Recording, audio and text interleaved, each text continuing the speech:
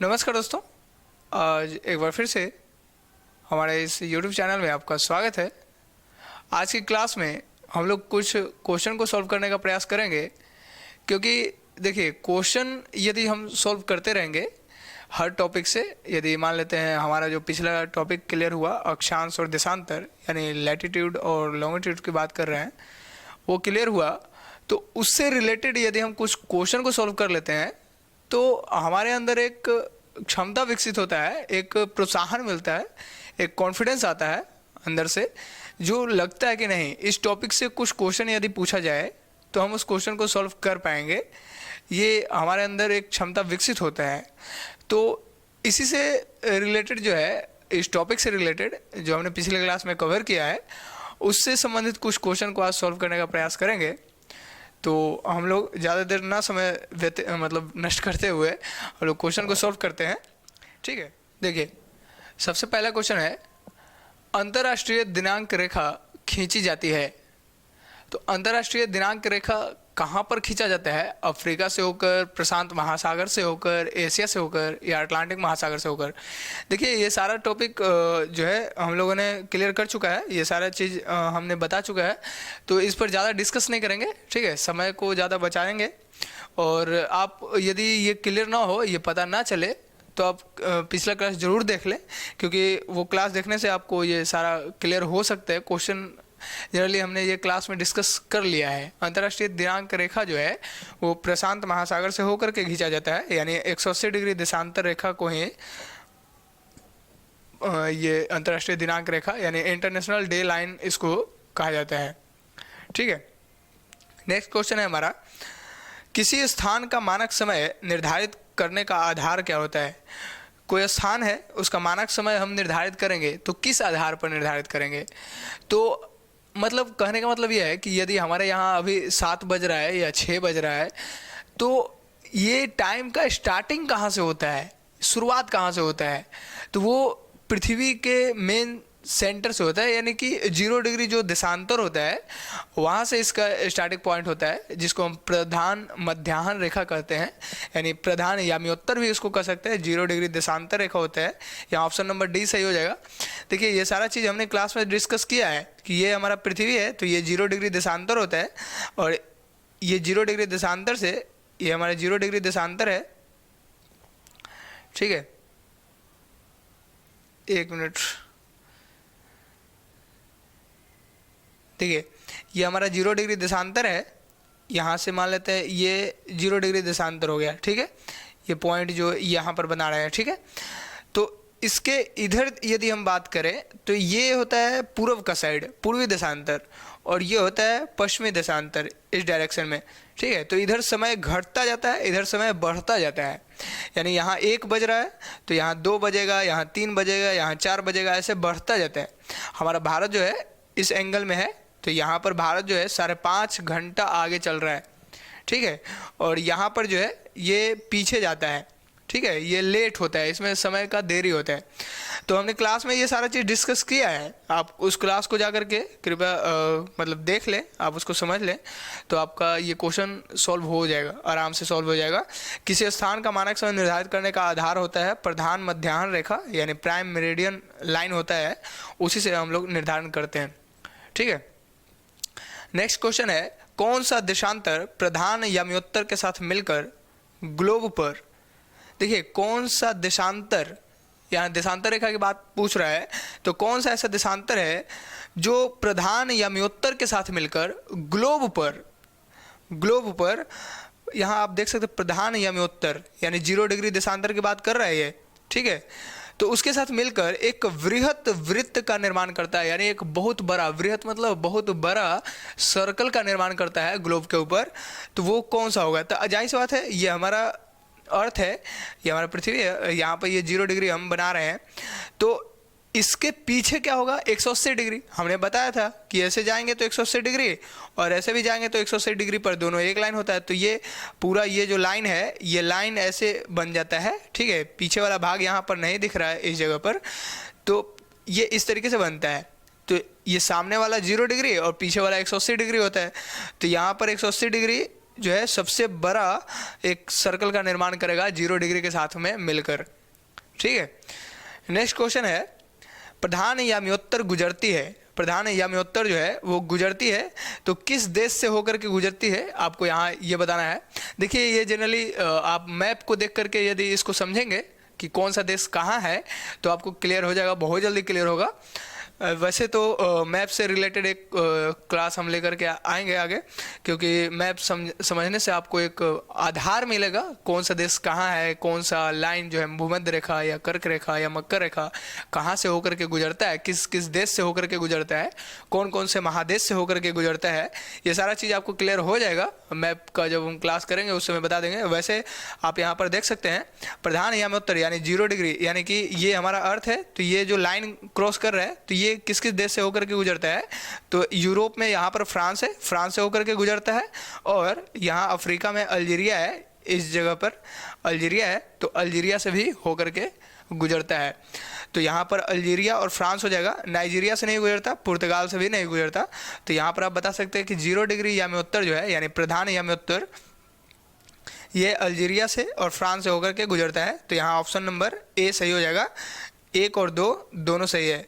ठीक है, next question है, भूमध्य रेखा निम्नलिखित में से किस देश से होकर नहीं गुजरती है।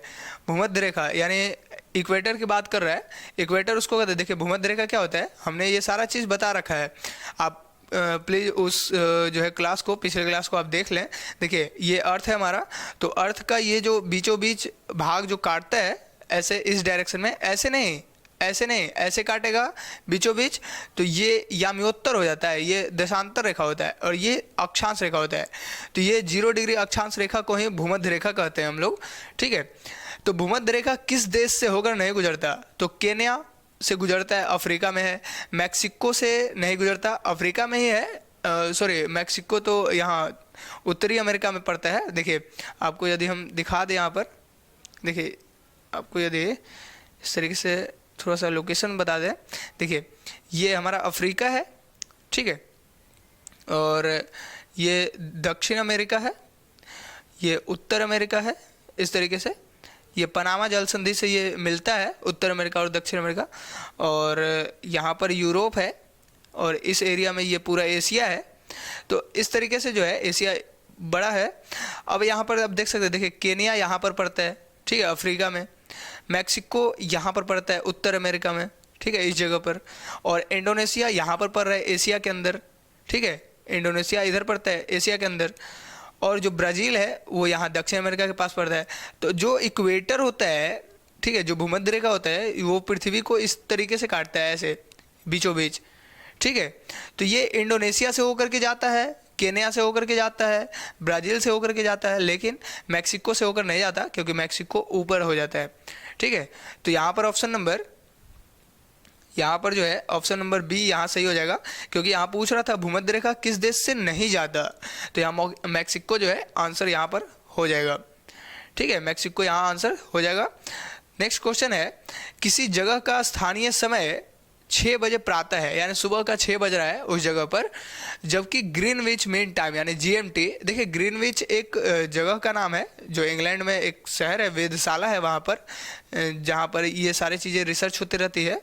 तो ग्रीनविच जो है ना, यही मेन टाइम होता है। यानी देखिए ये जो हम बता रहे थे कि ये अर्थ का ये 0 डिग्री देशांतर है, ये 0 डिग्री देशांतर जो है ये ग्रीनविच से होकर के ही गुजरता है।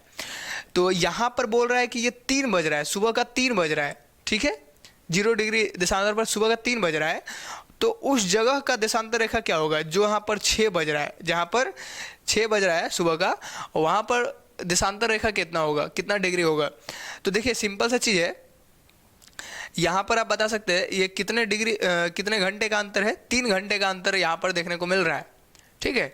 यानी कि यहाँ GMT के पास, ग्रीनविच के पास 3 बज रहा है, मतलब यहाँ भोर का समय है, ठीक है, हमारे यहाँ भोर हो रहा है 3 बजे और वहाँ पर सुबह हो रहा है। तो 3 बजे सुबह, 3 बजे वहाँ पर सुबह है, यानी भोर प्रातः काल का ही समय है, और 6 बज रहा है। तो 6 बज रहा है तो पूर्व के साइड में बजेगा ना 6, क्यों बजेगा, क्योंकि पश्चिम के साइड में क्या होगा, पश्चिम के साइड में तो वायु कम हो जाएगा। हमने अभी बताया, हमने क्लास में भी डिस्कस किया है कि इस साइड जो होता है पूर्वी देशांतर में टाइम आगे चलता है। तो यहाँ 3 बज रहा है यहाँ पर, तो यहाँ 6 बज रहा है क्योंकि टाइम आगे चल रहा है, और यहाँ टाइम पीछे चलता है। तो यहाँ अगर 3 बज रहा है तो इधर हो सकता है 12, 1, या फिर रात के जो है 12 बज रहे होंगे, 1 बज रहे होंगे, या फिर 10 बज रहे होंगे। इस तरीके से यहाँ पर इस डायरेक्शन में टाइम पीछे चलता है और इस डायरेक्शन में टाइम आगे होता है। ठीक है, ये कैसे होता है ये हमने क्लास में डिस्कस किया है, आप उस क्लास को देख ले जा करके। ठीक है, तो यहाँ पर हम बता सकते हैं कि 6 बजे प्रातः काल है और यहाँ 3 बज रहा है ग्रीनविच के टाइम पर। तो ये जगह का कितना डिग्री होगा, तो देखिए अभी हम आपको यहाँ पर क्लियर कर देते हैं। देखिए फिगर से, देखिए ये हमारा अर्थ है। तो एक चक्कर अर्थ जो है इस तरीके से घूम लेता है। एक बार जब अर्थ घूमता है तो 360 डिग्री का एंगल बनाता है। कितना डिग्री बनता है, 360 डिग्री, 360 डिग्री का एंगल बनाता है। एक बार जब ऐसे घूम लेगा पृथ्वी तो 360 डिग्री घूम लिया। ठीक है, तो एक बार चक्कर लगाने में पृथ्वी को कितना समय लगता है, 24 घंटे का समय लगता है। ठीक है, 24 घंटे का समय लग रहा है। तो 24 घंटा में 360 डिग्री घूम रहा है, तो 1 घंटा में कितना होगा, 1 घंटा में 15 डिग्री होगा। तो 1 घंटा में 15 डिग्री होगा, तो ये कैसे हम बता रहे हैं, 1 घंटा में 15 डिग्री कैसे हो सकता है, आप खुद यहाँ पर बता सकते हैं। देखिए हम बोल रहे हैं 24 घंटा में 360 डिग्री घूम रहा है। ठीक है, 360 डिग्री घूम रहा है 24 घंटा में। तो 1 घंटा में क्या होगा, 360 से 24 में, मतलब 24 से 360 में डिवाइड कर दीजिए, तो 1 घंटा में हो जाएगा कितना, 1 घंटा में हो जाएगा 15 डिग्री। 1 घंटा में 15 डिग्री घूम रहा है। तो यहाँ पर आप देख सकते हैं, यहाँ पर टाइम कितना है, अंतर कितना है, 3 घंटे का, 3 घंटे का अंतर है। तो 1 घंटा में 15 डिग्री, तो 3 घंटे में 15 तिया 45 डिग्री, यहाँ 3 से गुना कर देंगे। ठीक है, 15 में 3 से गुना करेंगे, क्या हो जाएगा 45 डिग्री। तो 45 डिग्री किधर, पूरब में या फिर पश्चिम में। तो यहाँ पर आगे चल रहा है ना, समय आगे चल रहा है, तो यहाँ पर ऑप्शन नंबर बी सही हो जाएगा, 45 डिग्री पूर्वी देशांतर में। ठीक है, पश्चिमी देशांतर में नहीं होगा। तो इस तरीके से होता है। आप इसको भी जो है, ये सारा चीज़ हमने डिस्कस किया है क्लास में, आप उस क्लास को जरूर देखें। ठीक है, नेक्स्ट क्वेश्चन है, कर्क रेखा नहीं गुजरता। कर्क रेखा किस देश से नहीं गुजरता है, किस देश से होकर के नहीं गुजरता है कर्क रेखा, ये आपको बताना है। देखिए मिस्र कहाँ पर है, अफ्रीका के पास, उत्तरी अफ्रीका में यहाँ पर है। ठीक है, भारत भी इस डायरेक्शन में ऐसे है, और ईरान इस डायरेक्शन में यहाँ पर है, और जो म्यांमार है, म्यांमार भी ऐसे ही भारत के सटे हुए। तो ऐसे करता है, ऐसे जब जा रहा है। ठीक है, ये कर्क रेखा होता है, ये पृथ्वी के ऊपर जो 23.5 डिग्री अक्षांश पे कर्क रेखा कटता है। तो ये कर्क रेखा जो है भारत से, ईरान से, म्यांमार से तो जाता है, लेकिन सॉरी भारत से, मिस्र से और म्यांमार से जाता है, लेकिन ईरान से होकर के नहीं जाता, क्योंकि ईरान जो है यहाँ ऊपर पड़ जाता है। आप यहाँ पर देख सकते हैं, ये ईरान ऊपर है, इसलिए ईरान से होकर नहीं जाता। तो कर्क रेखा नहीं गुजरता है, कहाँ से, ईरान से। यहाँ ईरान सही हो जाएगा। ठीक है, नेक्स्ट क्वेश्चन है, निम्नलिखित में से कौन सा एक जल डमरू मध्य अंतरराष्ट्रीय तिथि रेखा के सर्वाधिक निकट है। कौन सा एक जल डमरू मध्य जो है वो अंतरराष्ट्रीय तिथि रेखा यानी इंटरनेशनल डे लाइन के सर्वाधिक निकट है, उससे नज़दीक में है। तो देखिए जल डमरू मध्य का मतलब क्या होता है, जल संधि की बात किया जा रहा है, यानी 2 महासागर है। ठीक है, और ये दोनों महासागर को ये अटैच होता है किस चीज़ से, एक पतला महासागर, पतला ऐसे पुल के जैसे काम करता है। यहाँ महासागर ये और एक महासागर ये, तो ये पतला सा जो संकरा भाग होता है, एक संकीर्ण भाग होता है, जिससे ये जल का ही भाग होता है, एक पतला जल होता है, जिससे होकर के ये 2 महासागर आपस में जुड़ जाते हैं।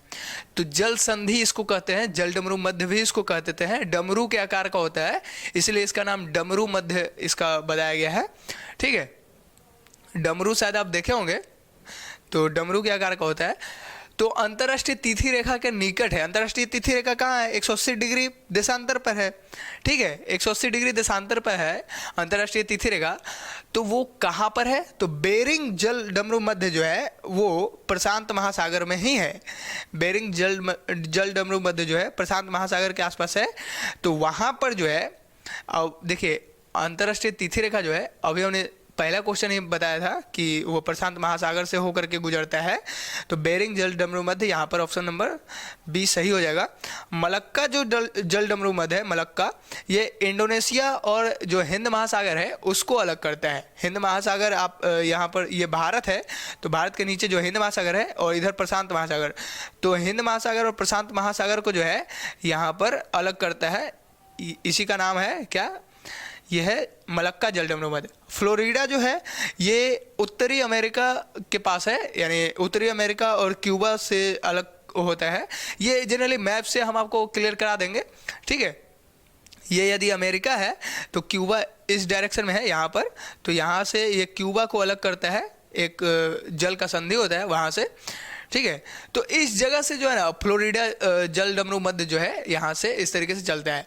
और ये जिब्राल्टर जल डमरू मध्य की यदि हम बात करें तो जिब्राल्टर जो है ये भूमध्य सागर को यदि मान लेते हैं, ये अफ्रीका के ऊपर, ये अफ्रीका के ऊपर जो है ये भूमध्य सागर होता है ऊपर, और इसके ऊपर भूमध्य सागर के ऊपर यूरोप होता है। तो अफ्रीका के ऊपर जो भूमध्य सागर है ये क्या करता है कि ऐसे भी कह सकते हैं कि ये जो है ये अटलांटिक महासागर को जो है, इधर अटलांटिक महासागर है, पश्चिमी अटलांटिक महासागर को भूमध्य सागर से जोड़ता है, जिब्राल्टर जल डमरू मध्य, ऐसे कह सकते हैं।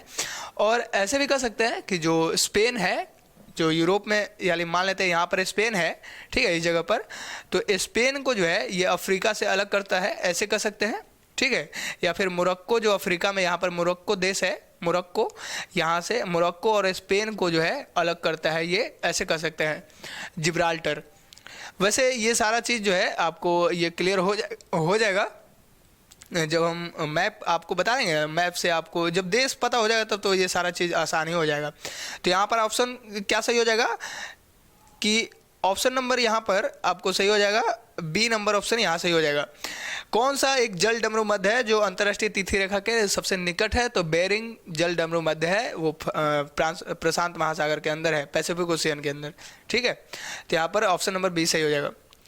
नेक्स्ट क्वेश्चन है, जिस अक्षांश पर वार्षिक तापांतर न्यूनतम होता है वह है, मतलब किस अक्षांशीय रेखा पर वर्ष का ताप में जो अंतर होता है वो सबसे कम होता है।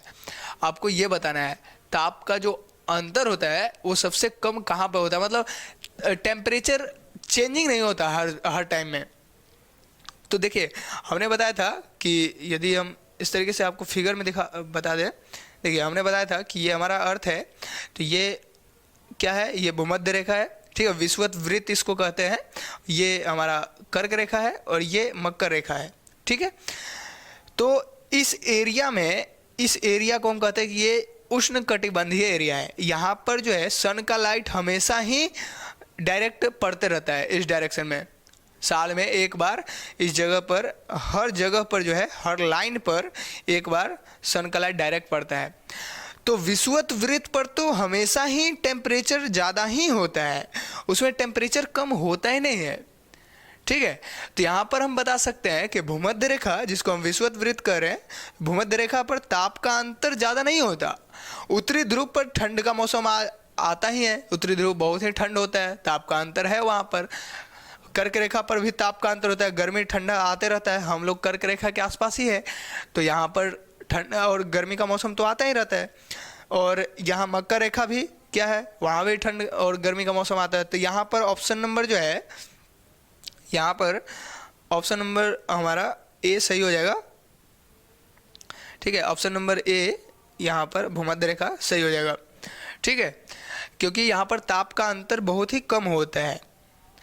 नेक्स्ट क्वेश्चन है हमारा, शून्य अंश अक्षांश यानी 0 डिग्री अक्षांश यहाँ पर है, कह रहा है 0 डिग्री अक्षांश तथा 0 डिग्री देशांतर अवस्थित है। यानी इसका कहने का मतलब यह है कि 0 डिग्री अक्षांश और 0 डिग्री देशांतर कहाँ पे कट होता है। तो आप यहाँ पर बता सकते हैं, देखिए इस डायरेक्शन में ये हमारा अक्षांश है, ठीक है, 0 डिग्री, और ये हमारा 0 डिग्री देशांतर है। तो ये बीच में जो ये यहाँ पर जो कट रहा है ना, इस जगह पर, ये कहाँ पर है, ये किस जगह पर कट रहा है, तो ये अटलांटिक महासागर में कटता है, ठीक है, अटलांटिक महासागर के में जो है ये कट होता है। क्योंकि देखिए हिंद महासागर तो इधर है, ठीक है, और प्रशांत महासागर इधर से होकर के इधर भी होता है, क्योंकि देखिए पृथ्वी गोल है ना, दोनों तरफ नजर आएगा यहाँ पर। और ये आर्कटिक महासागर तो इस एरिया में है, तो यहाँ पर तो मतलब ये 0 डिग्री अक्षांश रेखा है नहीं, तो जाहिर सी बात है ये अटलांटिक महासागर पर जो है कट होता है। तो यहाँ पर ऑप्शन नंबर ए सही हो जाएगा। नेक्स्ट क्वेश्चन है, जब 82.5 डिग्री पूर्वी देशांतर पर मध्याह्न हो तब प्रातः के 6:30 किस देशांतर या अंश पर बजेंगे। देखिए यहाँ पर ये पूछ रहा है कि क्वेश्चन है यहाँ पर कि 82.5 डिग्री पूर्वी देशांतर, यानी कहने का मतलब ये हुआ 82.5 डिग्री पूर्वी देशांतर कहाँ है, भारत का। भारत का जो मानक समय है, जो भारत का मानक समय है वो 82.5 डिग्री पूर्वी देशांतर ही है, ठीक है। यहाँ से इस तरीके से हम बता सकते हैं आपको। देखिए ये हमारा अर्थ है, ये ऐसे 0 डिग्री यहाँ पर, तो इस साइड में 82.5 डिग्री मान लेते हैं यहाँ पर होगा, ये लाइन 82.5 डिग्री का होगा, 82.5 डिग्री देशांतर पूर्वी देशांतर है, तो भारत के बीचों बीच ये कटता है, ये भारत का मानक समय माना गया है, ठीक है। तो यहाँ पर बता रहा है कि मध्याह्न हो, मध्याह्न मतलब रात के मतलब बीच में बज रहा हो, रात बीच में, मतलब कहने का मतलब 12 बजे रात की बात कर रहे हैं, ठीक है, 12 बज रहा हो रात के समय, तब प्रातः के यानी सुबह के 6:30 किस देशांतर या अंश पर बजेंगे। तो सुबह के 6:30 किस देशांतर पर बजेगा, आपको यहाँ ये बताना है, ठीक है। तो सुबह के 6:30 किस देशांतर पर बजेगा, आप खुद यहाँ पर बता सकते हैं। देखिए या तो आप ये कह सकते हैं कि 6:30 की बात हो रहा है, तो आप देखिए भारत यहाँ 82.5 डिग्री पर है, ठीक है, भारत कहाँ है 82.5 डिग्री पर, तो 82.5 डिग्री पर देशांतर जो है 12 बज रहा है, रात के कितना बज रहा है, मध्याह्न है, यानी कि रात का 12 बज रहा है, तो 6:30 टाइम बजेगा कहाँ पर, अब आपको ये बताना है, ठीक है। तो आप यहाँ पर बता सकते हैं या तो 0 डिग्री पूरब पे होगा या फिर 0 डिग्री पश्चिम पे होगा, ठीक है। आप यहाँ से 0 डिग्री पूरब साइड में जाए या फिर 0 डिग्री पश्चिम साइड में जाए, तो आपको जो है यहाँ पर 6:30 देशांतर मिल जाएगा, ठीक है, यानी कि 6:30 वहाँ पर बजेगा उस डिग्री पर, ठीक है। ये कैसे होता है ये क्लास में हम लोग बता चुके हैं, वहाँ से जा करके आप क्लास को देखिए और समझिए। आप जब इसके पीछे जाएगा, अभी अभी डिग्री कैलकुलेट करके हमने बताया कि 360 डिग्री में 24 घंटे के अंदर 360 डिग्री घूम जाता है, तो 82.5 डिग्री यहाँ है, तो 82.5 डिग्री माइनस करेंगे तो 6 के आसपास हो ही जाएगा, तो 6.5 डिग्री यहाँ पर 0 डिग्री पूर्व या पश्चिम में जाते हैं वहाँ से, तो हमको 6:30 वहाँ पर टाइम देखने को मिलेगा, ठीक है। तो यहाँ पर ऑप्शन नंबर जो है, ऑप्शन नंबर यहाँ सी सही हो जाएगा, ऑप्शन नंबर सी यहाँ करेक्ट हो जाएगा। नेक्स्ट क्वेश्चन है, यहाँ पर एक मेंस का क्वेश्चन है, अक्षांश एवं देशांतर में अंतर स्पष्ट करते हुए मानक समय या राष्ट्रीय मानक समय को समझाएं। देखिए अक्षांश और देशांतर क्या होता है, इसके ऊपर मतलब डिटेल्स हमने बताया है क्लास के अंदर, और यदि आप क्लास कर लेंगे तो आपको ये क्वेश्चन सॉल्व करने में दिक्कत नहीं होगा। और मानक समय, उसी को राष्ट्रीय मानक समय भी कहते हैं, स्टैंडर्ड टाइम भी इसको कहा जाता है, नेशनल स्टैंडर्ड टाइम, तो इसको भी बताना है आपको। ये सारा चीज़ हमने डिस्कस कर लिया है क्लास के अंदर, आप वहाँ से क्लास देखिए और इस क्वेश्चन को सॉल्व करने का प्रयास कीजिए। देखिए इसको 150 वर्ड में आप सॉल्व करने का प्रयास कीजिएगा, ठीक है, 150 वर्ड के अंदर। ये जनरली मेंस का क्वेश्चन है, ठीक है, मेंस का क्वेश्चन इसी तरीके से आते हैं, तो यहाँ पर आप ये क्वेश्चन सॉल्व कर सकते हैं क्लास को देखकर, ठीक है। अब इस क्वेश्चन को सॉल्व करने के लिए हमको यहाँ पर बता ही नहीं सकते ना, क्योंकि देखिए आप ये बताइए अक्षांश क्या होता है, देशांतर क्या होता है, दोनों का अंतर स्पष्ट हो गया, ऊपर से मानक समय क्या होता है वो आप बता दिए, कहानी खत्म, क्वेश्चन खत्म, यही बताना है बस, सिंपल सा तो क्वेश्चन है। यहाँ नेक्स्ट क्वेश्चन है, आप यहाँ नेक्स्ट क्वेश्चन देख सकते हैं, देखिए यहाँ आप क्वेश्चन देख सकते हैं। यहाँ क्वेश्चन है, निम्नलिखित कथनों में से कौन सा एक सही नहीं है, कौन सा कथन जो है वो सही नहीं है। तो देखिए पहला ऑप्शन है, विषुवत वृत्त से ध्रुवों की ओर तापमान घटता जाता है। जाहिर सी बात है, हमने क्लास में डिस्कस किया है कि ये हमारा विषुवत वृत्त है, तो यहाँ से जब हम ध्रुव के पास जाएंगे, चाहे उधर उत्तर में जाए चाहे दक्षिण में जाए, ध्रुव के पास जाएंगे तो हमारा जो तापमान वो घटता जाएगा। क्यों? क्योंकि सन का लाइट तिरछा होते जाता है। तो ये क्लास में हमने बताया है। तो यहाँ ऑप्शन नंबर ए तो सही है। दूसरा ऑप्शन है विषुवतीय क्षेत्रों में जनवरी से जुलाई के बीच तापमान में भारी बदलाव होता है, यानी टेम्परेचर बहुत ही ज़्यादा चेंजिंग होता है। कहाँ? जनवरी से जुलाई। ये जनरली जनवरी से जुलाई जो डेट बता रहा है ना, ये डेट आपको उलझाने के लिए दिया है। यहाँ पर देखिए एक बात लिखा है विषुवतीय क्षेत्र। तो विषुवतीय क्षेत्र यानी विषुवत वृत्त वाला जो एरिया होता है वहाँ पर टेम्परेचर भारी बदलाव हो रहा है टेम्परेचर में। तो ये तो ऑप्शन गलत हो गया ना। अभी अभी हमने कुछ देर पहले बताया कि विषुवत वृत्त वाले इलाका में टेम्परेचर में ज़्यादा चेंजिंग नहीं होता, क्योंकि वहाँ पर सन का लाइट डायरेक्ट पहुँचते रहता है हमेशा। ठीक है, तो देखिए सन का लाइट जनरली उसी के आसपास होता है, विषुवतीय क्षेत्र के आसपास ही होता है डायरेक्ट। तो वहाँ पर तो तापमान में ज़्यादा बदलाव होगा ही नहीं। ठीक है, गर्मी का मौसम ही होगा। तो यहाँ पर बी नंबर ऑप्शन यहाँ गलत हो जाएगा। और यहाँ क्वेश्चन में भी पूछ रहा था कौन सा कथन सही नहीं है, तो यहाँ बी आंसर हो जाएगा। ठीक है, बी यहाँ पर करेक्ट आंसर हो जाएगा। ठीक है, यदि हम पूरा ऑप्शन आपको समझा दें, देखिए सी नंबर ऑप्शन ये कर रहा है उप उत्तर ध्रुवीय और उत्तर ध्रुवीय प्रदेशों में।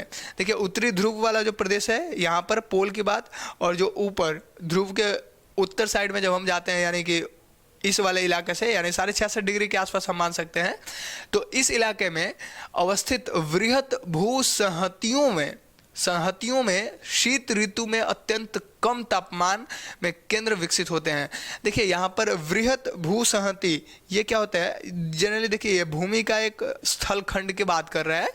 ठीक है, और वृहत मतलब बड़ा सा एक भूमि का खंड होता है जो शीत ऋतु में अत्यंत कम तापमान वहाँ पर हो जाता है। यानी ठंड का जब मौसम आता है ना तो बहुत ही कम तापमान वहाँ पर हो जाता है। ठंड का मौसम क्यों होता है? क्योंकि सन का लाइट ज़्यादा तिरछा हो जाएगा, तो ज़्यादा तिरछा होगा तो वो शीत ऋतु आ रहा है, और टेम्परेचर ध्रुव के आसपास वाले इलाके में तो बहुत ही कम हो जाता है। तो ये ऑप्शन तो सही है। ठीक है, और ऑप्शन नंबर डी बोल रहा है कि उच्च भूमियाँ सदैव आसपास के निम्न भूमियों से ठंडी होती है। जो नीचे वाला जो भूमि होता है, यानी जो आप देखते होंगे जब आप पहाड़ी इलाके में जाएंगे, तो आप जब पहाड़ पे चढ़ेंगे ऊपर, यानी पर्वत पे चढ़ेंगे आप ऊपर, तो ऊपर जितने ज़्यादा आप ऊपर जाएगा आपको ठंड महसूस होगा। ठीक है, आपको ठंड महसूस होता है। ये साइंस है, यहाँ पर ज़्यादा डीपली नहीं जाना है, क्योंकि देखिए ये वायु दाब के कारण भी होता है। तो यहाँ पर जो है ये डी नंबर ऑप्शन भी सही है। वो ये बोल रहा है कि ऊंचा पे जाएंगे, ऊंचाई पर तो ठंड महसूस होगा, नीचे रहेंगे तो गर्मी महसूस होगा। मतलब उसके हिसाब से, नीचे के हिसाब से ऊपर जितने जाएंगे उतने ठंड महसूस होगा। तो यहाँ पर सारे ऑप्शन सही है, बस बी को छोड़कर बी नंबर ऑप्शन यहाँ पर गलत हो गया। ठीक है, बी नंबर ऑप्शन ये गलत है। विषुवतीय क्षेत्र में ताप का अंतर ज़्यादा नहीं होता। नेक्स्ट क्वेश्चन है IST यामियोत्तर। यहाँ पर आप देख सकते हैं IST इंटरनेशनल स्टैंडर्ड टाइम यहाँ पर बता रहा है। IST इंटरनेशनल स्टैंडर्ड टाइम, देखिए यानी कि अंतर्राष्ट्रीय मानक समय की बात कर रहा है ये। यामियोत्तर 82.5 डिग्री ईस्ट, 82.5 डिग्री ईस्ट कहने का मतलब क्या हुआ कि 82.5 डिग्री पूर्वी देशांतर की बात कर रहा है ये। यामियोत्तर क्या है? देशांतर। ठीक है, ये मानक समय के हिसाब से 82.5 डिग्री पूरब में जब हम जाते हैं तो भारत के कई राज्यों से होकर गुजरता है। जाहिर सी बात है ये हमारा भारत है, तो ये मानक समय है भारत का ऐसे बनाया हुआ। ठीक है, ये मानक समय ऐसे बनाया हुआ है। तो भारत के बीच में ये तो कोई ना कोई तो राज्य आता ही होगा ना। तो ये कौन कौन से राज्य से होकर के गुजरता है ये आपको बताना है। ठीक है, कौन कौन से राज्य से होकर के गुजरता है ये आपको बताना है। तो यहाँ पर देख सकते हैं आप उत्तराखंड, उत्तर प्रदेश, छत्तीसगढ़ और आंध्र प्रदेश। यहाँ पर उत्तराखंड तो नहीं होगा, ये तो गलत हो गया ऑप्शन नंबर ए। यहाँ भी उत्तर प्रदेश, झारखंड, उत्तर प्रदेश है, झारखंड है, छत्तीसगढ़ है और उड़ीसा है। तो झारखंड से होकर के नहीं गुजरता। ठीक है, यहाँ बी नंबर ऑप्शन भी गलत हो गया। उत्तराखंड, उत्तर प्रदेश, मध्य प्रदेश और छत्तीसगढ़, ये जनरली देखिए आप मैप देख लीजिएगा ना, मैप देख लीजिएगा। उसके बाद आप यहाँ पर मान लेते हैं ये भारत का मैप है और यहाँ से ऐसे जो प्रधान यामियोत्तर ये ऐसे गुजर रहा है, सॉरी 82.5 डिग्री का जो यामियोत्तर है ऐसे गुजर रहा है। तो आप यहाँ पर देख सकते हैं मैप के हिसाब से झारखंड ज़्यादा इधर आ जाता है, मतलब इस साइड में, तो इसलिए जो है ये मतलब झारखंड से होकर के नहीं गुजरता। उत्तराखंड इस साइड में है तो यहाँ भी नहीं गुजरता। तो यहाँ पर ऑप्शन नंबर आप देख सकते हैं, देखिए उत्तराखंड सी नंबर में भी है, तो सी भी ऑप्शन नहीं होगा। डी नंबर में है उत्तर प्रदेश, उड़ीसा, आंध्र प्रदेश और छत्तीसगढ़, ये सही होएगा, क्योंकि उत्तर प्रदेश तो इतना बड़ा इलाका है, उत्तर प्रदेश से गुजरता ही है, उड़ीसा से गुजरता ही है, उड़ीसा ऐसे ही है नीचे इसके, और आंध्र प्रदेश के आसपास आंध्र प्रदेश से भी गुजर ही रहा है, और मध्य प्रदेश तो बीच में ही है। तो जाहिर सी बात है ये ऑप्शन नंबर डी यहाँ पर सही हो जाएगा। ठीक है, तो ये बता रहा था कि 82 डिग्री जो याम्योत्तर है वो भारत के कई राज्यों से होकर के गुजरता है। कौन कौन राज्य है यहाँ पर, वही यहाँ पर दिया हुआ था ऑप्शन में, तो ऑप्शन के हिसाब से यहाँ बताना था। ठीक है, तो यहाँ ऑप्शन नंबर डी सही हो जाएगा। नेक्स्ट क्वेश्चन है, यदि लंदन में सोमवार को 1:45 अपराह्न में, यानी पीएम की बात कर रहा है, अपराह्न का मतलब यहाँ पर पीएम होता है। ठीक है, अपराह्न का मतलब क्या है, पीएम, और पूर्वाह्न का मतलब होता है एएम। ठीक है, ये पीएम हो जाएगा, और पूर्वाह्न का मतलब होता है एएम। ठीक है, ये आप टाइम में देखते होंगे एएम और पीएम लिखा होता है। ठीक है, तो यहाँ बता रहा है कि यदि लंदन में सोमवार को 1:45 अपराह्न में एक समाचार प्रसारित किया जाता है, एक समाचार जो है प्रसारित किया जाता है कितने बजे, 1:45 में, यानी कि दोपहर बज रहा होगा। ठीक है, 1:45 पीएम में दोपहर ही होता है, तो दोपहर के मतलब 12 बजे के बाद दोपहर में, तो 1:45 में मतलब 1:45 के आसपास समाचार एक मतलब सुनाया गया। कहाँ, लंदन में। तो ढाका में, ढाका का बांग्लादेश का राजधानी है ना, तो ढाका 90 डिग्री ईस्ट में पड़ता है, यानी 90 डिग्री पूर्वी देशांतर में ये ढाका पड़ता है, यहाँ पर ये बता रखा है। तो 90 डिग्री में उसे किस दिन और किस समय सुना जाएगा। तो जाहिर सी बात है 1:45 है, तो 90 डिग्री मतलब कितना देर, लंदन, यानी कि लंदन क्या है, ग्रीनविच, जीएमटी। ठीक है, लंदन ग्रीनविच कहाँ है, लंदन में ही है, तो वहाँ 0 डिग्री याम्योत्तर है, तो 1:45 वहाँ हो रहा है, तो 90 डिग्री आप जोड़ लीजिए कितना घंटा आगे है। तो आप यहाँ पर बता सकते हैं कि 1 डिग्री में 15, अभी हमने बताया कि 1 घंटा में 15 डिग्री। ठीक है, 1 घंटा में 15 डिग्री, तो 90 डिग्री में कितना घंटा होगा, 90 डिग्री है तो कितना घंटा होगा, तो आप यहाँ पर बता सकते हैं 15 छक्का 90, तो 6 घंटा यहाँ पर होगा। ठीक है, यानी कि 6 घंटा आगे की बात हो रहा है। ठीक है, ढाका आगे है ना, पूर्वी देशांतर में, ईस्ट में है, तो आगे चल रहा है, तो 6 घंटा और इसमें ऐड कर लीजिए 1:45 में, तो 1:45 में 6 घंटा ऐड किए तो 7:45 हो गया। 7:45 कब होगा, अपराह्न ही होगा ना, पीएम ही होगा ना, तो यहाँ पर सोमवार को ही, दिन तो चेंजिंग हुआ नहीं, 7:45 में है अपराह्न में, यानी पीएम के टाइम में है 7:45 में जो है वहाँ पर प्रसारित हो रहा होगा। ठीक है, तो यहाँ ऑप्शन नंबर ए सही हो जाएगा। ये यदि समझ में नहीं आ रहा तो आप क्लास को जरूर देखें, हम बार बार कर रहे हैं, क्योंकि क्लास को देखने से आपका एक बेहतर कॉन्सेप्ट बनेगा। ठीक है, नेक्स्ट क्वेश्चन है, अक्षांश के बारे में निम्नलिखित कथनों में से कौन सा कथन सत्य है। तो आप यहाँ पर बता सकते हैं, देखिए यहाँ पूछ रहा है अक्षांश के बारे में, आप कथन कुछ दिया है, स्टेटमेंट दिया है, इसमें आप बताइए कौन सही है।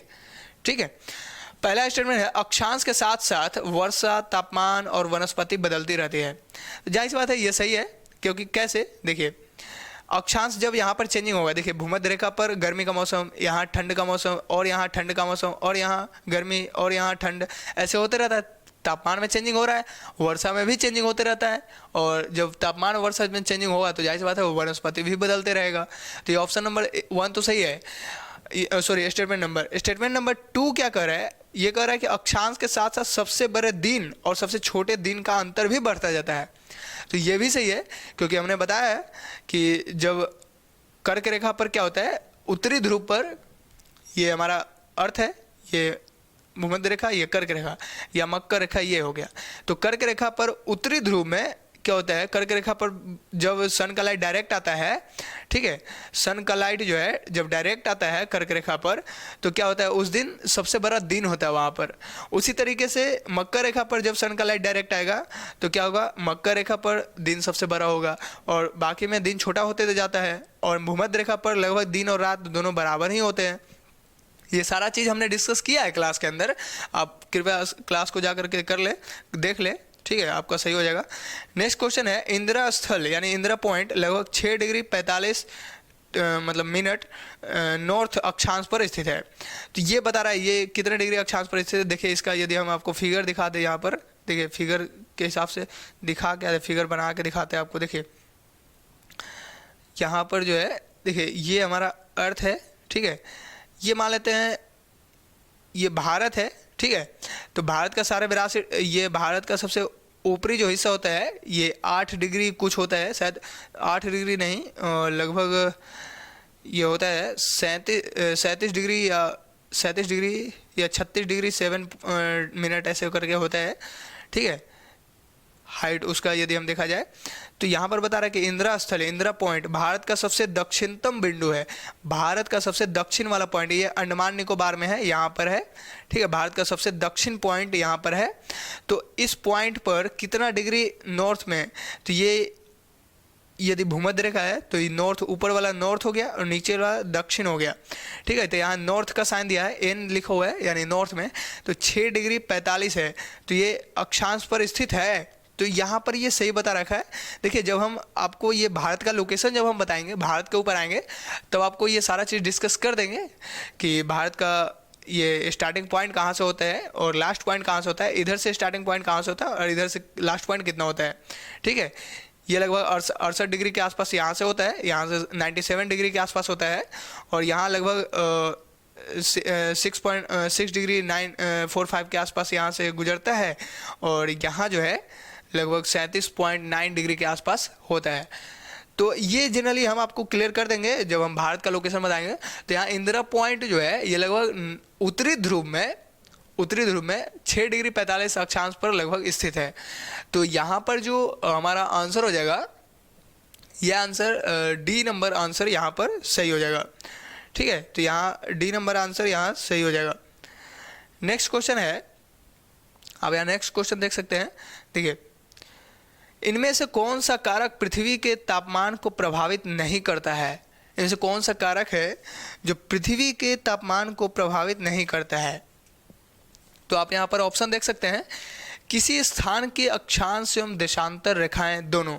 तो जाहिर सी बात है, अभी हमने बताया तापमान को कौन प्रभावित करता है, अक्षांश और देशांतर तो प्रभावित करता ही है ना, ये तो सही है, क्योंकि अक्षांश और देशा, देखिए एक चीज़ और यहाँ पर हमने कुछ गलत बोल दिया, अक्षांश की बात हमने किया था, अक्षांश यहाँ पर जो है, देखिए अभी हमने बताया कि अक्षांश जो रेखा होता है, ये अक्षांश रेखा यहाँ पर गर्मी का मौसम होगा, भूमध्य रेखा पर यहाँ जितने ऊपर जाएंगे ठंड का मौसम होते जाए, तो अक्षांश रेखा जो है ये तापमान को जो है डिवाइड कर रहा है, लेकिन देशांतर रेखा डिवाइड नहीं करता, ठीक है।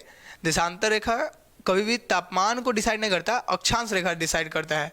तो यहाँ पर ऑप्शन नंबर ए जो है ये गलत लग रहा है, क्योंकि देखिए किसी स्थान का अक्षांश जो है तापमान को जो है ये तापमान को अक्षांश रेखा डिसाइड करेगा, लेकिन देशांतर रेखा डिसाइड नहीं करता, ये गलत है। ऑप्शन नंबर ए यहाँ पर गलत हो जाएगा, यानी कि ऑप्शन नंबर ए ही यहाँ सही होगा, क्योंकि क्वेश्चन में पूछ रहा है तापमान को प्रभावित नहीं करता है कौन, तो अक्षांश तो करता है, लेकिन यहाँ देशांतर जोड़ दिया है, तो यहाँ ऑप्शन नंबर ए सही हो जाएगा, ऑप्शन नंबर ए यहाँ पर सही हो जाएगा। क्योंकि देखिए ऊंचाई और समुद्री धाराएं, प्रचलित पवनें, ये सब तो ताप का जो है टेम्परेचर को बदलता ही रहता है, और समुद्र से दूरी, भूमि, जल, ये सब का विस्तार भी टेम्परेचर को डिसाइड करता है। तो यहाँ पर ऑप्शन नंबर ए यहाँ पर सही हो जाएगा, ऑप्शन नंबर ए यहाँ सही हो जाएगा, क्योंकि इसमें देशांतर जोड़ दिया, देशांतर नहीं रहता तो ये तीनों स्टेटमेंट सही हो जाता, यहाँ देशांतर जोड़ दिया तो ये स्टेटमेंट गलत हो गया, इसलिए ऑप्शन नंबर ए सही है यहाँ, ठीक है। नेक्स्ट क्वेश्चन है, आप यहाँ देख सकते हैं, निम्नलिखित कथनों में से कौन सा कथन सही है। ये एक स्टेटमेंट है, इस स्टेटमेंट को आप देख करके ये बता सकते हैं कौन सा स्टेटमेंट यहाँ सही लग रहा है आपको, ठीक है, कौन सा स्टेटमेंट सही है। तो यहाँ स्टेटमेंट नंबर 1 आप देख सकते हैं, यहाँ कह रहा है प्रत्येक 15 डिग्री देशांतर पर 1 घंटे का अंतर पाया जाता है। अभी हमने बताया 1 घंटे में 15 डिग्री घूमता है पृथ्वी, तो ये लगभग देशांतर ठीक ही है, स्टेटमेंट नंबर 1 ठीक है यहाँ। नेक्स्ट है 180 डिग्री पूर्व या पश्चिम देशांतर में 1 दिन रात का अंतर मिलता है, ये भी सही है, ठीक है। 1 दिन रात का अंतर यहाँ पर देखने को मिलता है हमको, 180 डिग्री पूर्व जाए या पश्चिम जाए 1 दिन का अंतर मिलेगा हमको। और अंतर्राष्ट्रीय तिथि रेखा, देखिए अंतर्राष्ट्रीय तिथि रेखा भी क्या है, 180 डिग्री पूर्वी या पश्चिमी देशांतर पर ही होता है, तो अंतर्राष्ट्रीय तिथि रेखा भी क्या करेगा, 1 दिन का अंतर मिलेगा। तो यहाँ भी ये तीनों स्टेटमेंट यहाँ सही होगा, ठीक है। तो यहाँ पर ऑप्शन नंबर डी यहाँ सही हो जाएगा। ठीक है। नेक्स्ट क्वेश्चन है, निम्नलिखित में से कौन से कारक दिए गए स्थान पर वायु के तापमान वितरण को नियंत्रित करने के लिए उत्तरदायी हैं। यहाँ पर बता रहा है कि निम्नलिखित में से कौन सा कारक है जो निम्नलिखित में से कौन सा कारक है जो स्थान पर, मतलब दिए गए जो स्थान है यानी अक्षांश, उन्नतांश और समुद्री धाराएं और वायु का द्रव्यमान, ये जो है वायु का द्रव्यमान, ये सारा जो स्थान है इस पर वायु के तापमान वितरण को नियंत्रित करने के लिए उत्तरदायी होता है। तो तापमान में चेंजिंग इन सारे की वजह से होता है, ठीक है ना। देखिए उन्नतांश का मतलब क्या होता है, इसको एल्टीट्यूड कहते हैं, ठीक है। एल्टीट्यूड यानी हाइट की बात यहाँ पर कर रहा है। तो अभी अभी हमने बताया था जितने ज़्यादा ऊपर जाएंगे उतने ज़्यादा तापमान में हमको गिरावट देखने को मिलेगा, ठीक है, क्योंकि वायुदाब कम हो जाता है तो टेम्परेचर भी कम हो रहा है। और अक्षांश पर टेम्परेचर की बात अभी हमने किया है कि अक्षांश टेम्परेचर को डिसाइड कर ही रहा है। समुद्री धारा भी डिसाइड करता है, वायु का द्रव्यमान भी डिसाइड करता है, वायु में कितना मास है वो भी डिसाइड करता है। तो यहाँ पर ऑप्शन नंबर डी यहाँ पर सही हो जाएगा, ठीक है। 1, 2, 3 और 4 यहाँ पर सही हो जाएगा। नेक्स्ट क्वेश्चन है, निम्नलिखित में से कौन सा कथन सही है। यहाँ पर आपको बताना है निम्नलिखित में से कौन सा कथन सही है। पहला स्टेटमेंट है, भारत के सुदूर पूर्व और सुदूर पश्चिम के बीच लगभग 2.5 घंटे का समय अंतराल होता है। ये जनरली गलत है, 2.5 घंटा नहीं होता, ठीक है। भारत का जो ये हमने बताया कि भारत का ये स्टार्टिंग पॉइंट जो देशांतर रेखा है ये 68 डिग्री के आसपास होता है, ये 97 डिग्री 25 मिनट के आसपास होता है शायद, ये 68 डिग्री 7 मिनट के आसपास। तो ये जो बीच का जो अंतर है, जो देशांतर का जो बीच का जो डिफरेंस है, ये 68, ये 97, तो जी ये बीच का जो अंतर है ये जनरली 2 घंटे के आसपास होता है, 30 डिग्री के अंतर होता है लगभग, ठीक है। तो 2.5 घंटे नहीं होगा, ये 2 घंटे होगा, ठीक है। ये गलत हो गया, स्टेटमेंट नंबर 1 यहाँ पर गलत है। ग्रीनविच मध्याह्न रेखा फ्रांस और स्पेन दोनों से गुजरती है। तो यहाँ पर आपको ये बताना है कि ये ऑप्शन नंबर यहाँ 2 सही हो जाएगा, क्योंकि देखिए ये यूरोप में फ्रांस है और यहाँ पर फ्रांस है और यहाँ स्पेन है इसके नीचे। तो फ्रांस और स्पेन दोनों से होकर के ये जो ग्रीनविच मध्याह्न रेखा होता है, यानी कि जो प्राइम मेरिडियन लाइन की बात किया जा रहा है 0 डिग्री देशांतर का, वो यहाँ से वो होकर के गुजरता है, फ्रांस और स्पेन दोनों से गुजरता है। तो यहाँ ऑप्शन नंबर 2 यहाँ पर सही हो, सॉरी स्टेटमेंट नंबर 2 यहाँ सही है, यानी कि ऑप्शन नंबर बी यहाँ पर सही हो जाएगा, ठीक है। ये सारा क्वेश्चन जो है आप यहाँ पर देख सकते हैं, ये सारा क्वेश्चन आपको यहाँ लग रहा होगा कि सही है, ठीक है।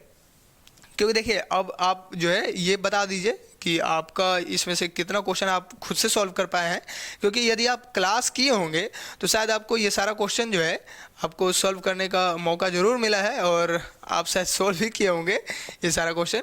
तो शायद आपको ये पूरा क्वेश्चन आपको सही लगा होगा। और कोई भी क्वेश्चन में यदि आपको दिक्कत है, कहीं भी दिक्कत हो रहा है, तो आप कमेंट करके ज़रूर बताइएगा, क्योंकि उससे हमको ये पता चलेगा कि आपको कहाँ कहाँ दिक्कत हो रहा है, ठीक है। क्योंकि देखिए ऑनलाइन कर रहे हैं तो आप डायरेक्टली हमारे पास तो है नहीं जिससे आप कुछ पूछ सकते हैं यहाँ पर, तो आप कमेंट के माध्यम से ही पूछ सकते हैं, ठीक है। तो उससे रिलेटेड यहाँ पर आपको एक चीज़ दिक्कत नज़र आ रहा होगा, आपको थोड़ा सा मैप का जानकारी यहाँ देना ज़रूरत हो जाता है। तो हम कुछ मैप का भी क्लास आगे लेकर के आने वाले हैं। तो मैप यदि आपको समझ में आ जाएगा, वैसे आप मैप को ज़रूर देखिए, ठीक है। मैप को देखने से आपका जो है एक बेहतर नॉलेज हो जाएगा किसी देश को लेकर के, या कौन सा रेखा कहाँ से गुजर रहा है, ये सारा चीज़ मैप से क्लियर हो जाता है, ठीक है। वैसे तो क्लास में हमने ये लगभग बताया ही है किस तरीके से होता है, आप क्लास को भी देख ले तो क्लियर ही हो जाएगा, ठीक है। तो मिलते हैं फिर नेक्स्ट क्लास में नेक्स्ट टॉपिक के साथ।